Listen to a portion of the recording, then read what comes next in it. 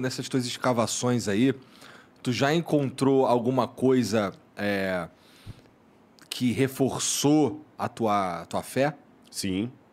E fechar a sua pergunta, você possa achar uma coisa que eu não entendo e não valorizar aquilo. Por isso que a gente trabalha com várias pessoas de várias áreas. Por exemplo, achou ossos. Você traz, às vezes, um biólogo para ver se aquele osso é de um mamífero, você entendeu? Tudo isso a gente faz. A gente não sei saber se o osso é de um cavalo ou de um boi, né? Então a gente trabalha para evitar esse tipo de coisa. Agora, se eu já encontrei coisas que reforçaram minha fé, sim, várias. Por exemplo... Tu já pessoalmente encontrou algo de relevância? Assim, você é o cara que fica lá com o pincelzinho. Com o pincelzinho? Aquela ideia do Indiana Jones, que o camarada sai do escritório de gravatinha borboleta, vai lá e encontra o cálice sagrado, isso é mais para filme. A maior parte dos arqueólogos, letra A, encontraram fragmentos de coisas. Letra B, quem encontra geralmente não é o arqueólogo-chefe. É um aluno ali, mas fica para a base do arqueólogo-chefe. Eu já encontrei, na minha primeira experiência de escavação, uma estatueta neolítica raríssima, que está hoje no museu de Shahar Golan, em Israel. Só que está com o nome de Joseph Gaffin, que eu quero o diretor. Não está o nome do Rodrigo lá. Eu ganhei no dia um picolé, que a menina ficou tão feliz que eu encontrei, me deram um picolé. Bom, naquele calor... ainda tem isso. Ainda tem isso. Eu tive o lance da pedra do Nabucodonosor, que eu traduzi, que estava no Brasil. E fora isso, a gente vai encontrando evidências assim, que, como eu falei, essa ideia do Indiana Jones de encontrar o cálice sagrado não é muito bem o que a gente trabalha. Às vezes, o que reforça a fé da gente é encontrar uma parede mostrando que existia uma cidade ali. Você entendeu? Uma estrutura, a vida do dia a dia... por exemplo, quando eu estava escavando em Tel Dor, lá em Israel, eu lembro que a gente encontrou, eu já estava chegando no período grego, encontramos moedas mostrando que tinha uma presença grega ali, isso era uma coisa muito importante. E tem também aquele achado que não fui eu que achei, foi outro, mas com base no achado do outro, eu consigo duas coisas. Eu consigo ver a veracidade da história bíblica e o contexto da história bíblica. Você está entendendo? E hoje eu vou falar com vocês de todos os livros religiosos já produzidos, a Bíblia é o livro que tem a maior quantidade de achados arqueológicos a seu favor. O maior. Você não tem Bhagavad Gita, não tem Alcorão, não tem livro dos Vedas, não sobra para nenhum. Nem mesmo os livros da literatura clássica, nem por exemplo, a Eneida de Virgílio ou a Odisseia. Né, Mitologia, então, não tem nada. Não tem nada. Bom, a bem da verdade, quando Halle Schillmann descobriu a cidade de Troia, por isso que eu falei do Homero lá, bom, Troia existiu. Mas só isso, Troia existiu. Troia tinha cidadãos que tinham fé no politeísmo. Sim, mas encontrou aquilo ali. Agora, a Bíblia não. A Bíblia você encontra muito mais coisas, detalhes que a Bíblia dizia que o pessoal achava que era mentira. Posso dar uns 3 ou 4 exemplos. Mas detalhes antes de Cristo? Antes de Cristo. Quer um exemplo? Antes de 1860, havia quase uma crença generalizada de que a Babilônia nunca existiu. Você tinha 3 fontes que falavam da Babilônia: Berosso, Heródoto e a Bíblia. E os críticos da Bíblia falavam: isso aqui é um mito. Falar da Babilônia nessa época, na academia, principalmente quando já tinha lançado a Alta Crítica, era como se eu falasse hoje de... Terra plana. Terraplanismo, exatamente. É quase isso. Aí, eu vou dar um exemplo mais antigo, vou dar um exemplo mais recente. Aí fala assim, é ridículo. Aí até que começaram a encontrar os primeiros tabletes cuneiformes e começaram a decifrar e acharam que existiu Nabucodonosor. Aí veio Henry Layard, começou a explorar Nínive e começaram a encontrar. Depois, Robert Coldway, em 1899, por 14 anos, ele escavou a colina de Hilá, em Bagdá, e encontrou a Babilônia. Aí os caras viram, o Nabucodonosor que a Bíblia falou existiu, a Babilônia existiu, mas aí eles pegaram um lance. Todos os tabletes que contavam a lista dos reis da Babilônia terminavam em Nabonido. E segundo a Bíblia, o último rei da Babilônia, você pode ler na sua casa, Daniel capítulo 5, chamava-se Belsazar. E a Bíblia fala que Belsazar estava dando uma festa na casa dele quando o exército da Medopécia tomou a Babilônia, destruiu a Babilônia e o rei foi morto. A Bíblia dava essa versão, mas as listas diziam que o último rei foi Nabonido e não aparecia nenhum Belsazar. Até que... e muitos na época falavam o seguinte: você está acreditando na Bíblia? A arqueologia já provou que a Bíblia está errada. Já tinha isso naquela época. Até que William Talbot estava trabalhando no Museu Britânico e ele descobriu nos tabletes ali, porque tinha muitos tabletes ali, para traduzir isso é demorado, um texto que era a oração de Nabonido. E nessa oração de Nabonido, ele fazia oração ao deus Marduk e ele pedia proteção ao seu filho primogênito, o príncipe Bel-Ur-Achar, que é Belsazar. Aí o Talbot falou: puxa, Belsazar existiu mesmo, a gente estava errado. Aí os mais crentes na Bíblia triunfaram. Aí, tá vendo? Olha. Mas ele falou: calma, vocês estão triunfantes demais. Isso não quer dizer que ele foi rei. Isso não quer dizer que ele foi rei, que ele está falando que ele é príncipe. Uhum.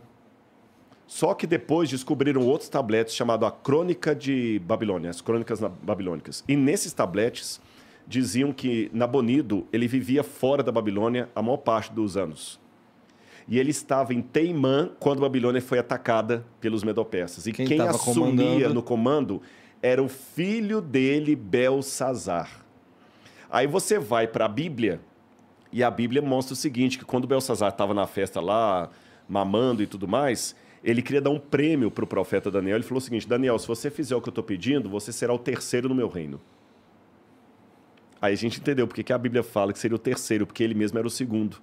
Aí os caras enfiaram a viola no saco, mas agora falaram: não, tá bom, Nabucodonosor existiu, Belsazar existiu, mas Daniel não existiu. Quer dizer, então os caras inventam. Tem muito preconceito também. Não tem lógica. Vou dar um exemplo recente, como é que a academia também é preconceituosa, porque tem preconceito na academia também. Até os anos 1990, diziam que Davi era um mito, porque a gente não tinha, fora da Bíblia, nenhuma comprovação arqueológica contemporânea que falasse de Davi. Eu só tinha a Bíblia. Aí eles argumentavam o seguinte: se Davi existiu, cadê a prova? Se ele foi um grande rei assim. Né? Se Rodrigo foi ao Flow mesmo, cadê o vídeo? Só que eu trabalho com fragmentos de história. Aí, em 1992, um professor da Universidade de Sorbonne, chamado André Lemaire, um dos maiores epigrafistas da Europa, foi epigrafista. Epigrafista é aquele que trabalha em inscrições antigas e decifra as inscrições antigas. Tá. Aí ele foi ao Museu do Louvre e lá tem uma pedra preta de todo tamanho chamada Estela de Mecha. Essa Estela de Mecha é uma estela comemorativa que foi encontrada lá na Jordânia, mas ela foi fragmentada por um acidente lá, ela só estava uns pedaços. E num pedaço que estava bem difícil de ler, André Lemaire diz que encontrou a expressão Beit David, que significa casa de Davi. Era uma prova que Davi existiu, fora da Bíblia. Mas apesar de ser um professor renomado de Sorbonne, André Lemaire caiu em desgraça, foi cancelado na época, porque afirmar que Davi existiu era algo tão insano como afirmar que a Terra é plana. Os caras, mas ridicularizaram ele. Ele quase perdeu a cátedra. O cara foi o fiasco dele. Ninguém acreditava nisso, mas olha o preconceito. Por que Davi não existiu? Porque a gente já sabe que não existiu. Aí passou. Só que um ano depois, em Tel Dan, no norte de Israel, o professor Avram Viran estava liderando uma equipe. E uma das alunas ali encontrou numa parede uma pedra com inscrições. Eles tiraram a pedra e verificaram que estava escrito em aramaico Beit David. A mesma expressão. Nossos críticos na época piraram. Os caras falaram assim: não é mentira, isso não encontrou nada não, isso aí foi forjado, a pedra é falsa. Chegaram a suspeitar que o professor Avram Viran tinha colocado a pedra ali no meio. Assim como tem o crente e o crédulo, tem, o descrente e aquele que quer, o rebelde sem causa. Ele quer duvidar porque ele quer duvidar. Não, é mentira da Bíblia, porque ele já sabe que Davi não existiu. Aí você pegava o pessoal da escola de Copenhagen, como William Davis e vários outros aí, que é tudo boca, cara com PhD, mas totalmente céticos da Bíblia, duvidavam. Aí, quando provaram que a estela era verdadeira e que a inscrição era verdadeira, falaram: não, mas ali está escrito errado, não é Beit David, é Beit Dod. Não existe nenhum lugar chamado Beit Dod. Os caras fizeram de tudo. Aí, depois que confirmaram que realmente era Beit David, eles falaram: tá bom, ponto para vocês, Davi existiu. Mas ele não foi o rei que a Bíblia falou, ele era apenas um bandoleiro. Quando foi agora, em 2020... recente pra caramba. Exatamente. Um pessoal da Universidade de Sorbonne desenvolveu um outro estudo lá que pega as letras assim, que estão bem apagados e consegue colocar sem ser vazado, sabe, para cá. E aí ficou claro a leitura lá daquela pedra que estava lá no Louvre. Aham. E comprovaram que André Lamère estava certo quando ele leu lá atrás que ali estava escrito Beit David. Só que na época ele leu com lupa. Hoje conseguiu ler com Tecnologia. tecnologia. Então nós temos 2 comprovações arqueológicas da existência de Davi. Mas eu estou contando essa história aqui para você ver como é que o pessoal às vezes também é chato em duvidar, sabe? Não tá, porque não tá. A gente já está comprovado que não tá, não pode ser. Por que não pode ser? Não, porque a gente sempre ensinou que não é. Hoje existe prova de a existência de todos os apóstolos? Não. Na verdade, até eu vou responder sua pergunta de maneira mais ampla. Eu não tenho uma comprovação arqueológica para cada capítulo da Bíblia, cada versículo. Mas isto não é apenas em relação à Bíblia, é em relação à história como um todo. Por exemplo, milhares de tabletes com inscrição cuneiforme foram encontrados, mas hoje calculam-se que isso não é nem 3% do que foi produzido no passado. Em 2016, encontraram uma dinastia egípcia inteira que estava desaparecida e ninguém sabia que existiam. Até então as pessoas nem levavam em consideração porque não sabiam que essa Exatamente, o linhagem faraó existia. Senebekai. Se você perguntasse para mim de 2016 para trás, para mim ou para qualquer egiptólogo, que eu não sou egiptólogo, quem foi o faraó Senebekai? Não existiu nenhum faraó Senebekai. Mas como não? Ele não está na tabela de Turim, na lista dos faraós de Turim, ele não está na lista dos faraós... Nós temos várias listas faraônicas, e ele não está em nenhuma. Quando foi em 2016, descobriram o túmulo dele lá com o cartucho. Cartucho é aquele nome egípcio que vem um negócio assim, né? Com o nome escrito ali, Senebekai, faraó. Com toda uma dinastia que ninguém sabia que existiu. Se uma dinastia faraônica inteira desapareceu sem deixar rastros, Alexandre o Grande, eu não tenho nenhuma comprovação contemporânea a Alexandre que fale da morte dele. O túmulo de Alexandre ninguém sabe onde é até hoje. Ele foi na Índia e nós não temos nenhuma comprovação disso. A biografia mais antiga de Alexandre, se eu não me engano é a Vida Paralelas de Plutarco, data de 300 anos depois da morte de Alexandre, e eu não vejo ninguém colocando em dúvida a existência de Alexandre. Mas Jesus tem que ter dúvida. Então a primeira coisa que eu tenho que aprender, qualquer história, olha, eu dei exemplo dos egípcios, da Grécia, qualquer história passada é um quebra-cabeça de 10 mil peças, das quais só sobraram as 200. Então a pergunta não é se eu tenho um achado para cada parte da Bíblia. A pergunta é, por amostragem, o que se descobriu confirma a história bíblica ou desmente? E a resposta para mim está na letra A, confirma. A maioria das coisas encontradas? A maioria das coisas encontradas. Jesus... Agora, olha que curioso. Vou dar um exemplo a você do preconceito. Um dos maiores gênios que já surgiram aí na vida, um matemático, inclusive ganhou o prêmio Nobel, foi Bertrand Russell. Bertrand Russell, o cara era fenomenal, porque eu também, assim, eu não ridicularizo o cara só porque ele está noutra plataforma. Eu discordo do Nietzsche, mas o Nietzsche era um gênio. Eu discordo de Bertrand Russell, eu discordo do Freud, mas o Freud, quando ele falou do inconsciente ali, ele deu um... E eu sei separar as coisas, sabe? Eu sei separar. Se aqui tivesse uma coxinha de carne de porco, eu não ia comer, mas eu não vou agora demonizar a sua coxinha. Eu tiro aquela e como essa aqui, beleza? Então, o Bertrand Russell, para matemática, ele realmente fez um... Mas ele era ateu. E ele escreveu um livro, Why I'm Not a Christian, porque eu não sou um cristão. E ele dizia... Mas ele era ferino contra a fé, contra a religião e com argumentos, porque o cara era... Pô. Aí ele pegou e escreveu, o único homem que a gente deveria valorizar seria Pitágoras. O mundo deveria reverenciar Pitágoras e não Jesus. Porque Jesus é um mito. Pitágoras deixou um legado. Agora, ao mesmo tempo que era um gênio, culto, ganhou o prêmio Nobel na área de matemática, com todo respeito, que asneira Bertrand Russell disse. Sabe por quê? Se você for checar a um especialista em história grega, nós não temos nem certeza se Pitágoras existiu. E o famoso teorema que leva o nome dele já era usado pelos gregos, pelos egípcios, séculos antes dele. Até o título Teorema de Pitágoras é um mito. Porque não existe nenhuma... E se tiver um matemático não assistindo, ele pode falar se eu estou falando bobagem ou não. Não existe nenhuma confirmação arqueológica, histórica, que Pitágoras sistematizou o famoso Teorema de Pitágoras. E os egípcios já usavam Já na usavam sua muito engenharia antes, e na tudo sua mais. engenharia e tudo mais.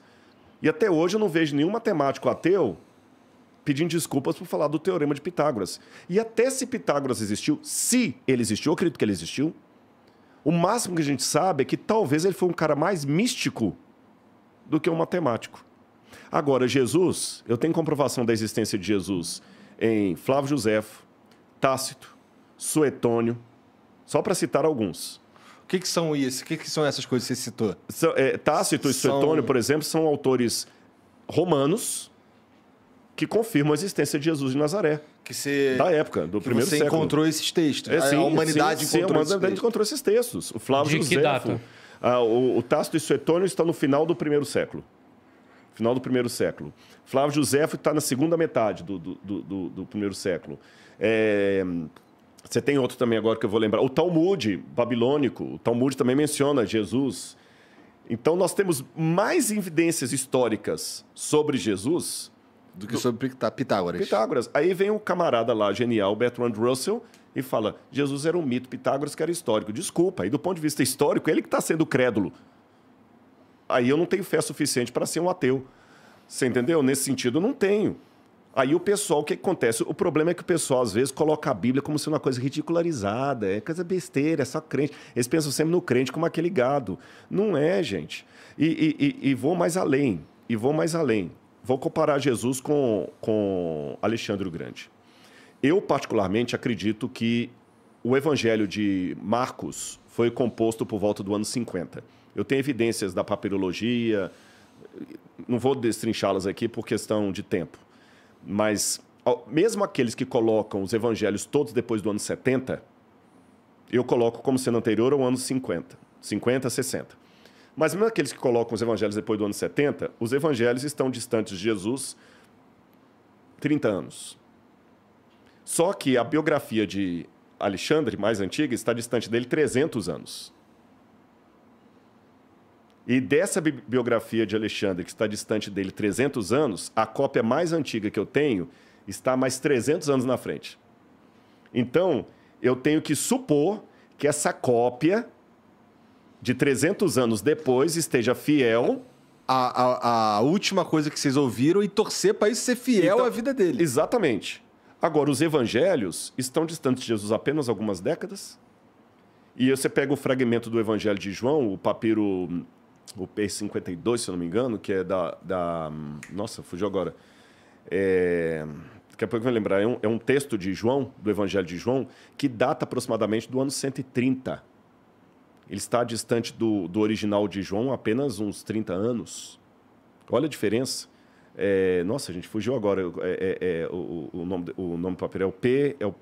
a gente tem um nome, acho que é o P52, se não me engano. A gente data, coloca o Johns Highlands, é o nome vulgar dele é Johns Highlands, porque ele está na biblioteca de Johns Highlands, mas ele tem o número técnico dele. Aí você pega... Vou dar um último exemplo para vocês aqui. Eu estou contando tudo isso porque a galera que está assistindo não imagina que o lado da crença tem todo esse academicismo que estou apresentando. Eu não imaginava.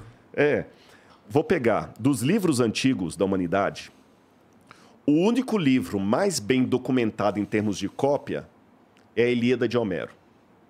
A Ilíada de Homero. Esse tem muitas cópias. Tem umas 1000... Estou falando cópias antes da invenção da escrita, tá? Da imprensa, de Gutenberg. Nós temos umas 1.400 cópias da Ilíada de Homero. Fora a Ilíada de Homero, quando eu pego, por exemplo, as Guerras Gaulesas de Júlio César, eu tenho 6 cópias.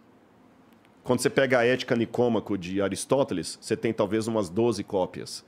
Quando você pega a Tetralogia, você tem umas 5, 6 cópias. Uma disparidade absurda. Aí, quando eu pego só o Novo Testamento grego, eu tenho mais de 5.800 cópias. Só o Novo Testamento em grego. Não estou contando as cópias em hebraico. Quando tu fala Novo Testamento, é todo o Novo Testamento? Todo o Novo Testamento. Eu tenho mais de 5.800. É possível que não tenha se deturbado alguma coisa aí. Não, pelo contrário. Quanto maior o número de cópias, é o inverso. Quanto maior o número de cópias, maior é a chance de eu saber como era o original. Nossa, que curioso. O porque oposto. você Tecnicamente falando, é o consegue contrário. comparar o que tem de diferente entre esse monte de cópia. Exatamente. Por quê? Porque se eu só tenho 2 cópias disso aqui e uma está falando Bernardo, outra está falando mercado, Não, aí ferrou. eu tenho 50% de chance de estar certo uma ou outra. Agora, se eu tenho 10 cópias e 9 estão falando mercado e só uma está falando Bernardo, eu consigo saber qual que era o original. Sim. Você entendeu?